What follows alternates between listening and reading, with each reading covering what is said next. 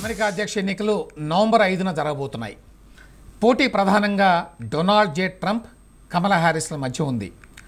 Trump Republican party అభ్యర్థి, కమలా democratic party అభ్యర్థి. ఎన్నికల ముందు ప్రెసిడెన్షియల్ క్యాండిడేట్స్ మధ్య డిబేట్లు నిర్వహించడం అమెరికాలో సాంప్రదాయం. ఇందులో ఆయా అభ్యర్థులు తమ విధానాల గురించి, ప్రత్యర్థుల లోపాల గురించి మాట్లాడతారు. అలాంటి మొదటి డిబేట్ తాజాగా జరిగింది. ABC న్యూస్ ఛానల్ ఈ డిబేట్ నిర్వహించింది. So let's be clear about that, and clearly he is having a very difficult time processing that. But we cannot afford to have a president of the United States who attempts, as he did in the past, to upend the will of the voters in a free and fair election. And I'm going to tell you that I have traveled the world as Vice President of the United States, and world leaders are laughing at Donald Trump. What's happening to the towns all over the United States, and a lot of towns don't want to talk. It's not going to be Aurora or Springfield. A lot of towns don't want to talk about it because they're so embarrassed by it. In Springfield, they're eating the dogs, the people that came in. They're eating the cats. They're eating the pets. We handed them over a country where the economy and where the stock market was higher than it was before the pandemic came in. Nobody's ever seen anything like it. We made ventilators for the entire world. We got gowns, we got masks, we did things that nobody thought possible. And people give me credit for rebuilding the military. They give me credit for a lot of things. తాజా డిబేట్లో ఎవరిది గెలుపు? Debate తర్వాత ఓటర్ల మూడ్లో మార్పు ఏమైనా వచ్చిందా? అమెరికాలో ఈసారి ఎన్నికలు పొటాపొటిగా జరుగుతున్నాయి. ప్రస్తుతం అధ్యక్షుడిగా ఉన్న జో బైడెన్ వృద్ధాప్యం కారణం చేత పోటీ నుంచి చివరి నిమిషంలో తప్పుకోవాల్సి రావడంతో వైస్ ప్రెసిడెంట్గా ఉన్న కమలా హ్యారిస్కి ప్రపంచంలోనే నంబర్ 1 పదవికి పోటీకి పడేటువంటి అవకాశం వచ్చింది. కమలా హ్యారిస్ ఇండియన్ ఆఫ్రికన్ నేపథ్యం ఉన్నది ఆవిడికి. ఆమె తల్లి పేరు శ్యామల గోపాలన్. చెన్నైకి చెందినటువంటి శ్యామల చదువుకోవడానికి అమెరికా వెళ్ళి అక్కడ స్థిరపడ్డారు. అక్కడ జమైకాకి చెందినటువంటి ఆఫ్రికన్ నేపథ్యం ఉన్న డొనాల్డ్ జే హ్యారిస్ని పెళ్లి చేసుకున్నారు. వీళ్ళిద్దరికీ 2 ఆడపిల్లలు. కమలా పెద్దది, మాయా చిన్నది. హ్యారిస్ తోటి విడాకులు తీసుకున్న శ్యామల తన 2 పిల్లల్ని తానే పెంచింది. కమల గతంలో కాలిఫోర్నియా అటార్నీ జనరల్గా పనిచేసింది. తర్వాత సెనేటర్గా ఎన్నికైంది. 2020 అధ్యక్ష ఎన్నికల్లో పోటీకి దిగి ఆ తర్వాత పోటీ నుంచి తప్పుకుంది. ఆ తర్వాత ఆమెని జో బైడెన్ తన వైస్ ప్రెసిడెన్షియల్ అభ్యర్థిగా ఎంపిక చేసుకున్నాడు.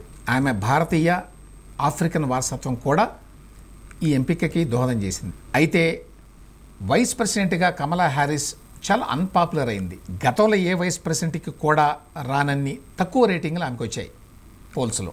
అయితే ఒక్కసారి ప్రెసిడెన్షియల్ క్యాండిడేట్గా 2 నెలల కిందట డెమోక్రటిక్ పార్టీ నిర్ణయించిన తర్వాత ఆమె పాపులారిటీ పెరిగింది. ఇదంతా కూడా democratic party mission, American media mission ఘనతేనన్న విమర్శలు కూడా ఉన్నాయి. అమెరికాలో మెయిన్ స్ట్రీమ్ మీడియా సంస్థలన్నీ డెమోక్రటిక్ పార్టీకి మద్దతు ఇస్తాయి.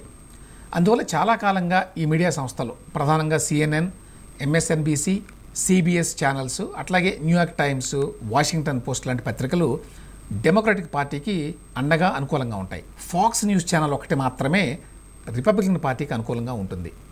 ఈ నేపథ్యంలో ప్రధాన మీడియా స్రవంతిలో ట్రంప్ మీద తీవ్ర వ్యతిరేకత కనిపిస్తుంది. ఈ కారణం చేతనే గతంలో కమలా హ్యారిస్ పట్ల సదభిప్రాయం లేనటువంటి మీడియా సంస్థలన్నీ ఇప్పుడు ఆమె మాత్రమే అమెరికాను రక్షించగలదు అని మాట్లాడుతున్నాయి. ఆమెని డెమోక్రటిక్ పార్టీ అభ్యర్థిగా ప్రకటించిన తర్వాత కమలా హ్యారిస్కి పెద్ద ఎత్తున మీడియా మద్దతు లభించింది.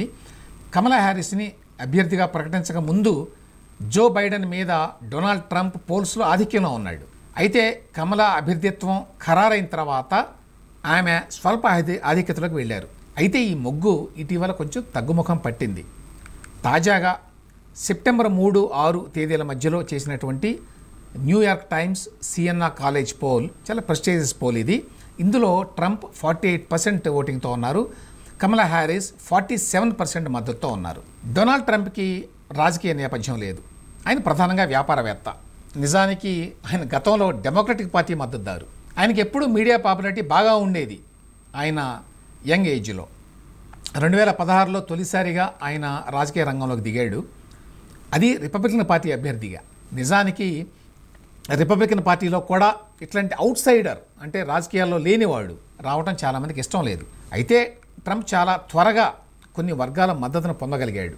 అమెరికా పూర్తిగా ఎలీట్స్ అంటే బాగా డబ్బున్న అభ్యుదయవాదులు, వామపక్షవాదుల చేతులకు వెళ్ళిపోయిందని, అమెరికాలో కష్టపడి పనిచేసేటువంటి మధ్యతరగతి వర్గాలని ప్రభుత్వాలు పట్టించుకోవడం లేదనేటువంటి నినాదంతో ట్రంప్ వచ్చాడు. ట్రంప్ మాటలు చాలా కరెక్ట్గా ఉంటాయి. పొలిటికల్లీ కరెక్ట్గా ఉండటానికి ఆయన ప్రయత్నించడు. నోటి దురుసుతో పాటు కొంచెం తొందరపాటు కూడా ఎక్కువే.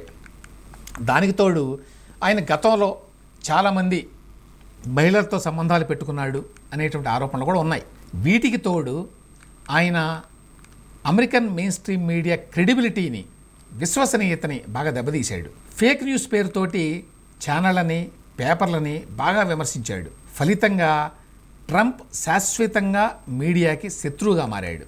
దీనికి తోడు అమెరికన్ సమాజంలో ఇటీవల కాలంలో వచ్చిన ఆ కల్చరల్ డిఫరెన్సెస్, కల్చరల్ వార్స్ కూడా సమాజాన్ని రెండు ముక్కలు చేసింది. రిపబ్లికన్ పార్టీ అబార్షన్లకు వ్యతిరేకం, డెమోక్రటిక్ పార్టీ అబార్షన్లని పెద్ద ఎత్తున ప్రోత్సహిస్తుంది. రిపబ్లికన్ పార్టీ అందరికీ సమాన అవకాశాలు ఉండాలని అంటుంది. డెమోక్రటిక్ పార్టీ ఎఫర్మేటివ్ యాక్షన్ పేరుతోటి రిజర్వేషన్లు ఉండాలి అని చెప్పి కోరుతుంది. పిల్లల మీద తల్లిదండ్రులకే హక్కులని చెప్పి రిపబ్లికన్ పార్టీ అంటుంది. కానీ ప్రభుత్వానికి, పాఠశాలలకి ఆ హక్కు ఉండాలని, వాళ్ళ మాటే నెగ్గాలి పిల్లల విషయంలో అని చెప్పి డెమోక్రటిక్ పార్టీ అంటుంది. ఈ నేపథ్యంలో లిబరల్స్ అందరూ కూడా డెమోక్రటిక్ పార్టీ వైపు, కన్జర్వేటివ్స్ అందరూ కూడా రిపబ్లికన్ పార్టీ వైపు మొగ్గుతారు. అమెరికాలో లిబరల్స్, కొంచెం వామపక్ష భావాలు ఉన్నవారు, బాగా చదువుకున్నవారు, పెద్ద పెద్ద పారిశ్రామికవేత్తలు, అంటే ఈవెన్ ఫేస్బుక్ లాంటి సంస్థలు, పెద్ద పెద్ద కంపెనీలు, గూగుల్ లాంటి సంస్థలు, అదేవిధంగా నల్లజాతి వారు, ఇతర దేశాల నుంచి మైగ్రేట్ అయిన వారు, లాటినోస్, ఇట్లాంటి వాళ్ళంతా కూడా డెమోక్రటిక్ పార్టీకి మద్దతుగా నిలుస్తారు. మధ్యతరగతి ప్రజలు, వర్కింగ్ క్లాస్ జనం, తెల్ల జాతీయులు రిపబ్లికన్ పార్టీకి మద్దతుగా ఉన్నారు. అయితే గత 4 ఏళ్ల డెమోక్రటిక్ పార్టీ పాలనలో దేశ ఆర్థిక పరిస్థితి అంత గొప్పగా లేదు. ఈ విషయంలో ట్రంప్ ప్రెసిడెంట్గా ఉన్నప్పుడే మధ్యతరగతి ప్రజల జీవితాలు బాగున్నాయని చెప్పి లెక్కలు చెప్తున్నాయి.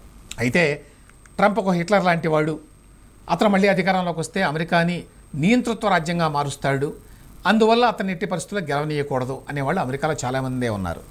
ఒక రకంగా చెప్పాలి అంటే అమెరికాలో ట్రంప్ని భారతదేశంలో నరేంద్ర మోదీతో పోల్చవచ్చు. మన దేశంలో నరేంద్ర మోదీకి ఎంత వ్యతిరేకత ఉందో, ఏ స్థాయిలో ఉందో, బహుశా అంతకంటే ఎక్కువే ట్రంప్ పట్ల కొన్ని వర్గాలకు అమెరికాలో ఉంది. ఈ నేపథ్యంలో ఇప్పుడు అమెరికాలో తొలి డిబేట్ జరిగింది. డిబేట్ కోసం కమలా హ్యారిస్ చాలా కష్టపడింది. దాదాపు వారం రోజుల పాటు ఆమె పిట్స్బర్గ్లో మాక్ స్టూడియోలో ప్రాక్టీస్ చేసిందని చెప్పి వార్తలు వచ్చినాయి. ఈ ప్రాక్టీస్ కొంతవరకు డిబేట్లో పనిచేసిందని చెప్పి అమెరికన్ మీడియా అంటోంది. అనుకున్న దానికంటే కమలా హ్యారిస్ బాగానే పెర్ఫామ్ చేసింది అనేది ఓవరాల్ అభిప్రాయం. అయితే 4 ఏళ్ల డెమోక్రటిక్ పాలనలో ఆమె చేసింది ఏమీ లేదు. ఆమె వైస్ ప్రెసిడెంట్గా ఉన్నది ఈ ప్రభుత్వంలో. ఇప్పుడు కొత్తగా ఏం చేయబోతుందో కూడా ఆమె చెప్పలేకపోతోంది అనే విమర్శలు ఉన్నాయి. ట్రంప్ ఇమ్మిగ్రేషన్, ఎకానమీ విషయాల మీదనే ఎక్కువ ఫోకస్ చేశాడు ఈ డిబేట్లో. మరొక వైపున ట్రంప్ చాలా అబద్ధాలు చెప్పాడని చెప్పి ఎప్పట్లాగానే ప్రధాన స్రవంతి మీడియా అతని మీద కథనాలు రాసింది.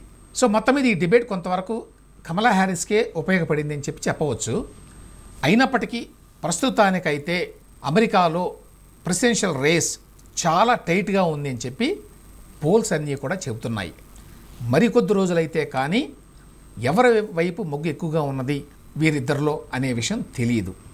ఆ విషయాల్ని ఎప్పటికప్పుడు మీ ముందుకు నేను తీసుకొస్తాను.